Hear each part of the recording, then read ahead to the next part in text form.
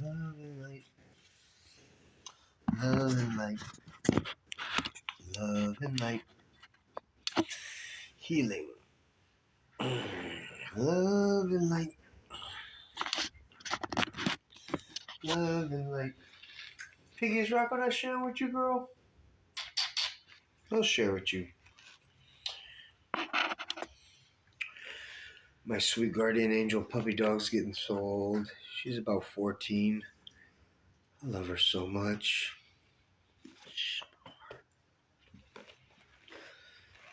Okay, so I hope y'all are enjoying this as much as I am. We're going to continue on reading Canto 3, Satyavan and Savitri from the Book of Love out of Savitri by Sri AUROBINDO.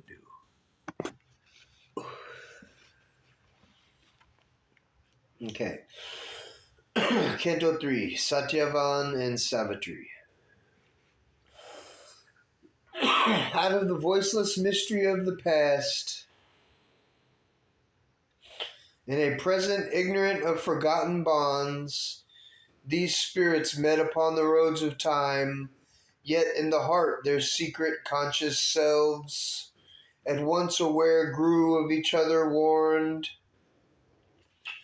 by the first call of a delightful voice, and a first vision of the destined face, as when being cries to being from its depths, behind the screen of the external sense, and strives to find the heart disclosing word.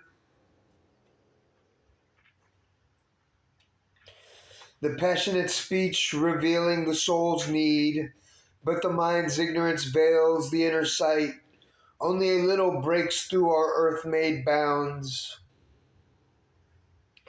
So now they met in that momentous hour, so utter the recognition in the deeps. The remembrance lost, the oneness felt and missed.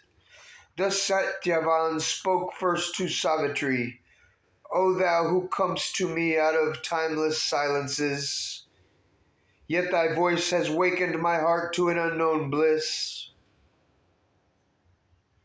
Immortal, immortal, only in thy frame, for more than earth speaks to me from thy soul, and more than earth surrounds me in thy gaze. How art thou named among the sons of men? When hast thou dawned, filing my spirit's days, brighter than summer, brighter than my flowers, into the lonely borders of my life, O sunlight molded like a golden maid. I thought that mighty gods are friends of earth amid the pageantries of day and dusk. Long have I traveled with my pilgrim soul, moved by the marvel of familiar things. Earth could not hide from me the power she veils.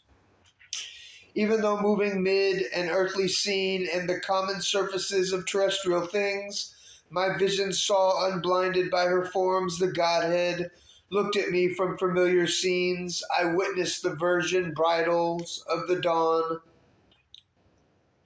Behind the glowing curtains of the sky, or vying in joy with the bright morning steps, I paced along the slumberous coast of noon, or the golden desert of the sunlight crossed, traversing great waste of splendor and of fire, or met the moon gliding amaze through heaven in uncertain wideness of the night, or the stars marched on their long centennial routes.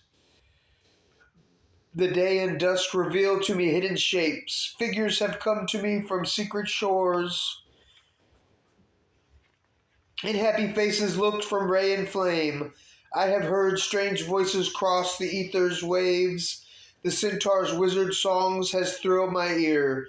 I have glimpsed the apsaras bathing in the pools.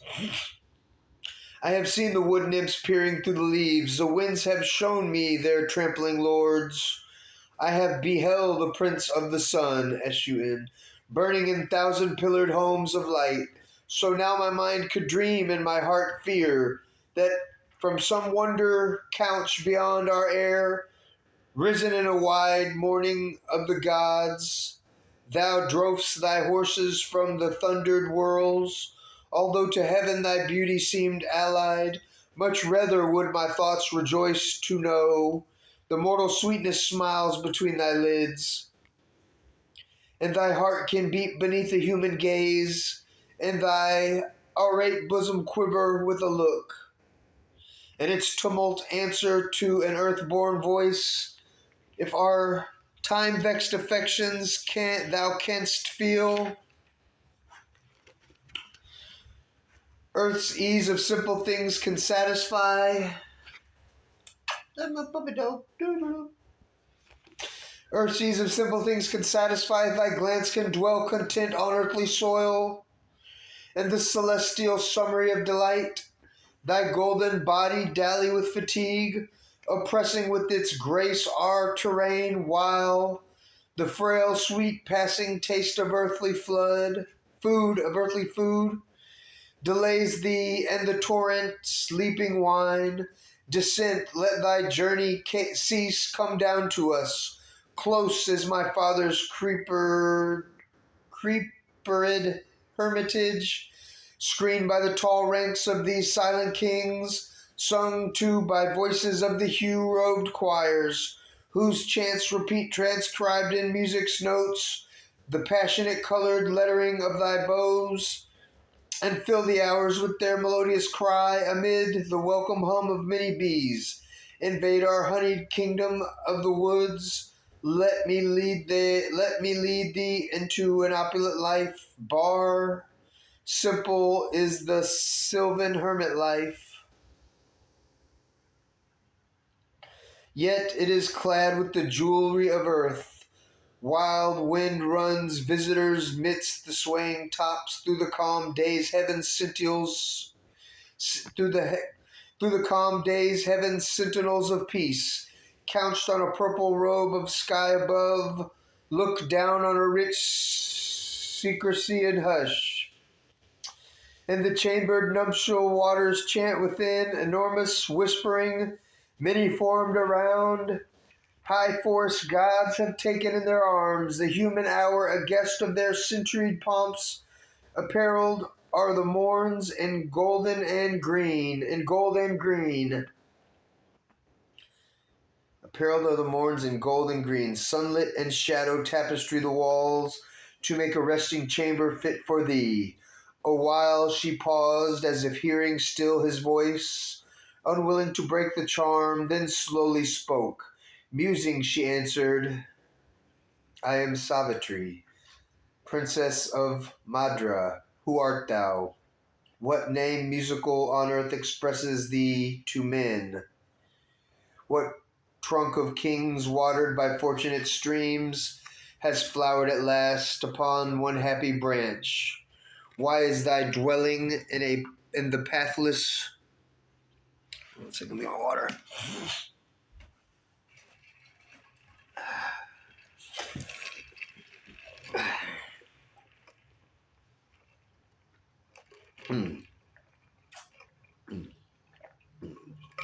Always remember to bless your water.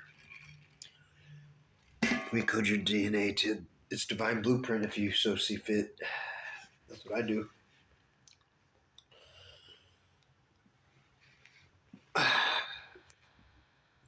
Carry on. Page 403. Has flowered at last upon one happy branch. Why is thy dwelling in the pathless wood?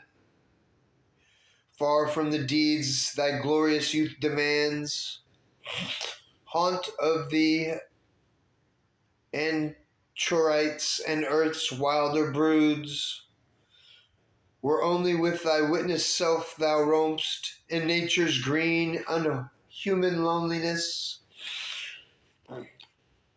surrounded by enormous silences and the blind murmur of primeval calms.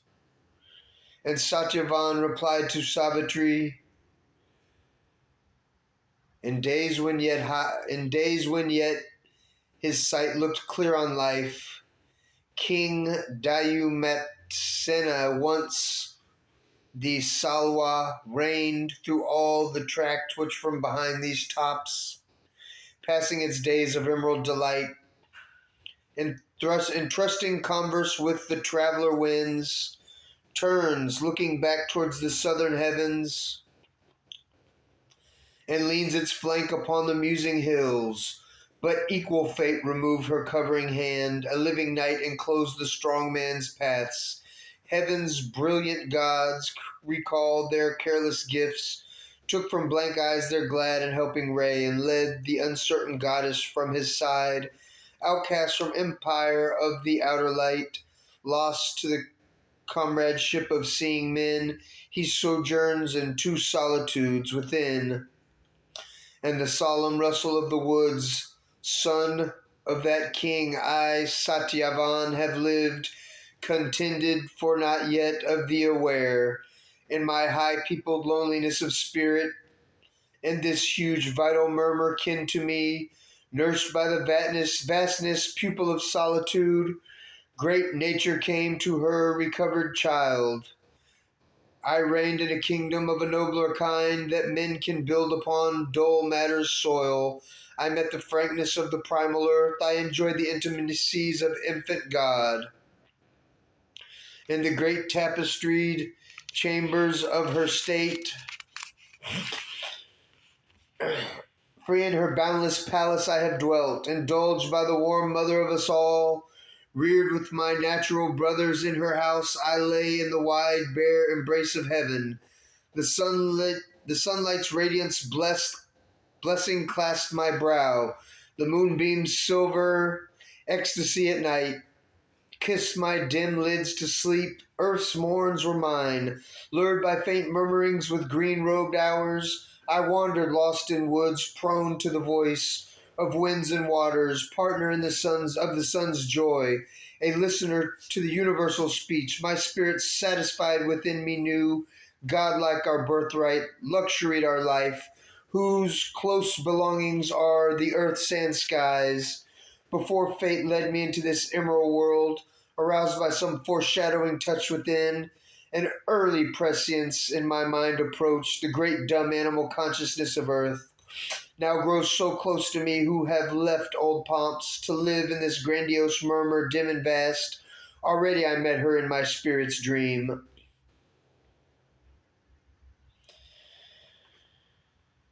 As if to a deeper country of the soul, transporting the vivid imagery of earth, through an inner seeing and sense, awakening came. A vision spell pursued my boyhood's hours. All things the eye had caught in colored lines were seen anew through the interpreting mind, and in the shape it sought to seize the soul. An early child God took my hand that held, moved, guided by the seeking of his touch. Bright forms and hues which fled across his sight, limed upon page and stone, they spoke to men. High beauty visitants my intimates were. The neighing pride of rapid life that roams, wind-maned through our pastures on my seeing mood, cast shapes of swiftness, trooping spotted deer. Against the vesper sky became a song of evening to the silence of my soul. I caught for some eternal eye the sudden kingfisher flashing to a darkening pool, a slow swan silvering the azure lake. A shape of magic whiteness sailed through dream. Leaves trembling with the passion of the wind, pranked butterflies, the conscious flowers of air, and wandering wings in blue infinity, lived on the tablets of my inner sight. Mountains and trees stood there like thoughts from God, the brilliant long bills in their vivid dress, the peacock scattering on the breeze its moons, painted my memory like a frescoed wall. I carved my vision out of wood and stone. I carved the echoes of a word supreme, and metered the rhythm beats of infinity, and listened through music for the eternal voice. I felt a covered touch. I heard a call, but could not clasp the body of my God, or hold between my hands the world mother's feet. In men I met strange portions of a self that sought for fragments and in fragments lived. Each lived in himself and for himself alone, and with the rest joined only fleeting ties. Each passioned over his surface joy and grief, nor saw the eternal in his secret house. I conversed with nature, mused with the changeless stars, God's watchfires burning in the ignorant night, and saw upon her mighty visage fall a ray prophetic on the eternal sun. I sat with the forest sages in their trance, there poured awakening streams of diamond light. I glimpsed the presence of the All-in-One, but still there lacked the last transcendent power, and matter still slept empty of its Lord. The spirit was saved, the body lost and mute, lived still with death and ancient ignorance. The inconscient was its base, the void its face. But thou hast come, and all will surely change. I shall feel the world mother in thy golden limbs, and hear her wisdom in thy sacred voice. The child of the void shall be reborn in God. My matter shall evade the inconscient's trance. My body, like my spirit, shall be free. I'm tingling all over. Woo.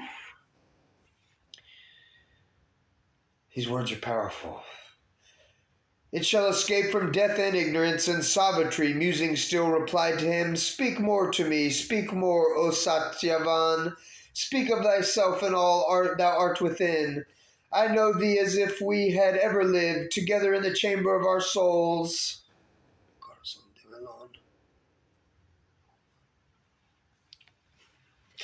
Speaking till a light shall come into my heart and move my mortal mind shall understand what all the deathless being in me feels. It knows thou art he my spirit has sought amidst earth's thronging visages and forms, across the globe spaces of my life.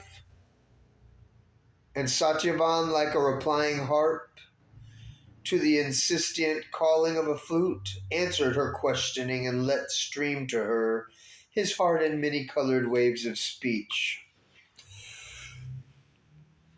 O golden princess, perfect Savitri, more I would tell than failing words can speak, of all that has meant to me unknown, all that the lightning flash of love reveals. In one great hour of the unveiling gods, even a brief nearness has reshaped my life. For now I know that all I lived and was moved towards this moment of my heart's rebirth. I look back on the meaning of myself, a soul made ready on earth's soil for thee.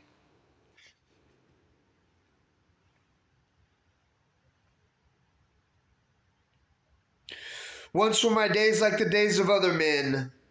To think and to act was all, to enjoy and to breathe. This was the width and height of mortal hope. Yet there came glimpses of a deeper self that lives behind life and makes her acts its scene. A truth was felt that screened its shape from mind, a greatness working towards a hidden end. This hits home.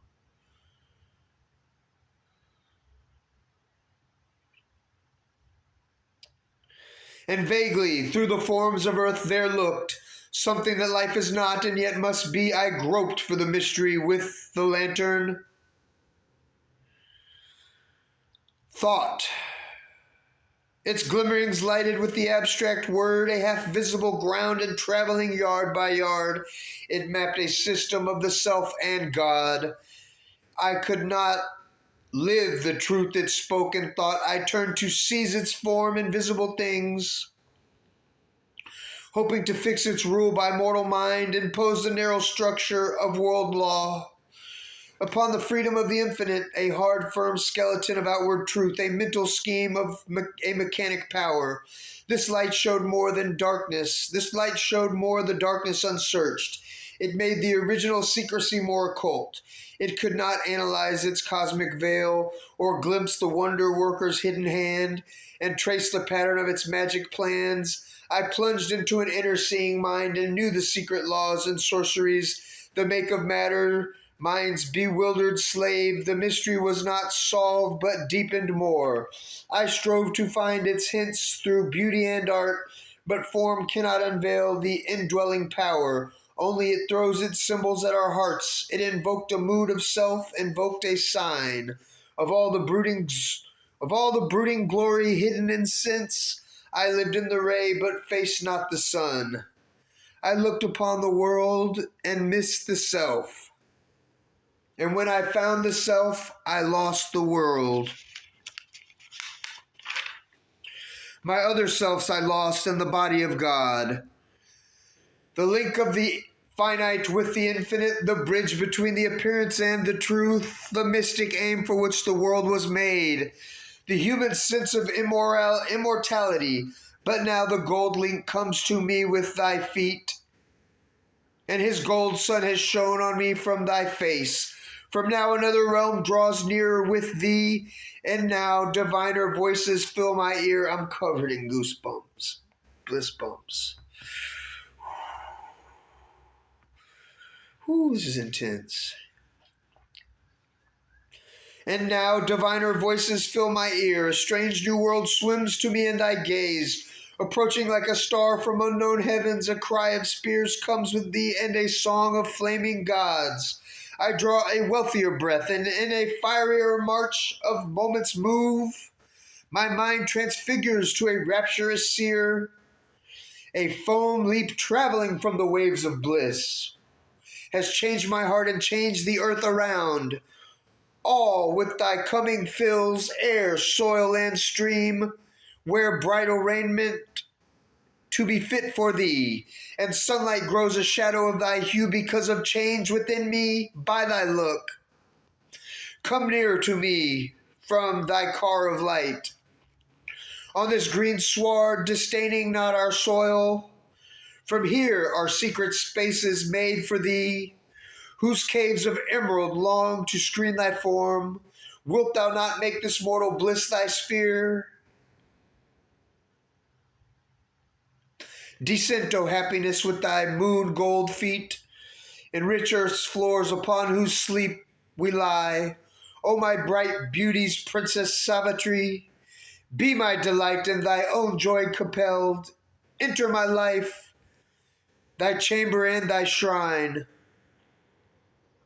In the great quietness where spirits meet, led by my hushed desire in my woods, let the dim rustling arches over thy lean, one with the breath of things eternal live. Thy heart beats near to mine, till there shall leap, enchanted from the fragrance of the flowers, from the fragrance of the flowers, a moment which all murmurs shall recall, and every bird remember in its cry. Man, I gotta take a break. Bong hit. Let's get some water. This is intense. Hope y'all are enjoying. Okay, we carry on. Page 409, line 324. 323. Excuse me. Allured to her lashes by his passionate words, her fathomless soul looked at him from her eyes, passing her lips. In liquid sounds it spoke. This word alone she uttered and said all. O Satyavan, I have heard thee, and I know that thou, and only thou, art he. Then down she came from her high carven car, descending with a soft and faltering haste. Her many-hued raiment glistening in the light hovered a moment over the wind-stirred grass, mixed with a glimmering of her body's ray, like lovely plumage of a settling bird. Her gleaming feet upon the green gold sward